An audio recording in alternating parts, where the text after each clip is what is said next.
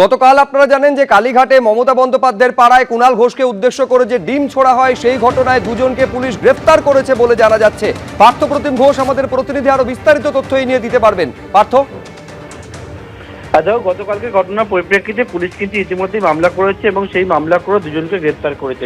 গতকালকে যেটা অভিযোগ করেছেন কুণাল ঘোষ, এবং যে বিষয়ে দেখা যাচ্ছে কুণাল ঘোষ যখন প্রাক্তন মুখ্যমন্ত্রী মমতা বন্দ্যোপাধ্যায়ের বাড়ির সামনে যে হরিশ চ্যাটার্জি স্ট্রিট সেখানে যান এবং যাওয়ার পরে সেখানে তাকে উদ্দেশ্য করে ডিম ছোড়ার ঘটনা ঘটে এবং এই ডিম ছোড়ার ঘটনার পরিপ্রেক্ষিতে কুণাল ঘোষ তিনি গিয়ে কালীঘাট থানায় একটি অভিযোগ দায়ের করেন এবং সেই অভিযোগে তিনি একজনের নাম উল্লেখ করে বলেন যে বেশ কয়েকজন তারা জমায়েত হয়েছিল এবং তাকে কিন্তু আঘাত করার উদ্দেশ্যে তাকে ডিম ছোড়া হয়েছিল, সেই অভিযোগ হয়।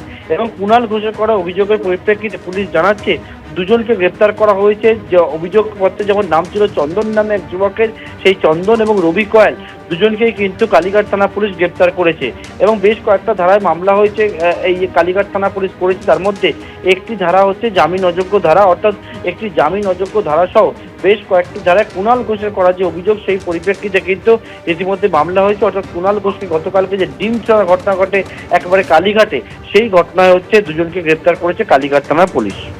পার্থ তোমাকে ধন্যবাদ। এই ঘটনার পর গতকাল কুণাল ঘোষ কি বলেছিলেন দেখাবো একবার।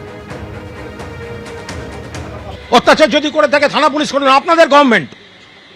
যদি অত্যাচার কেউ করে থাকে আপনাদের গভর্নমেন্ট, আপনাদের পুলিশ। অত্যাচার করেছে বলে রাস্তায় অ্যাটাক করা হবে, এটা কোনো কথা হলো?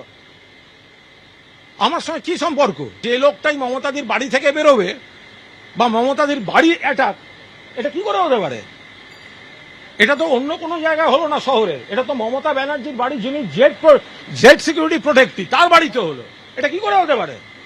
একটা লোক দাঁড়িয়ে বলে দিল অনেক অত্যাচার করেছে। কোন অত্যাচার করা হয়েছে?